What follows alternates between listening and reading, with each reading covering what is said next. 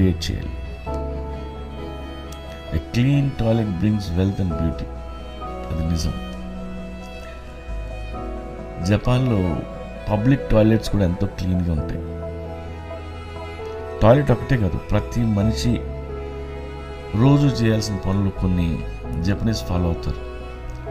ఇంటి ముందు చెప్పులు ఆర్డర్లో పెట్టడం దగ్గర నుండి, ఇల్లు శుభ్రంగా ఉంచడం దగ్గర నుండి ఎన్నో విషయాల్లో పిల్లలకి ట్రైనింగ్ ఇస్తారు.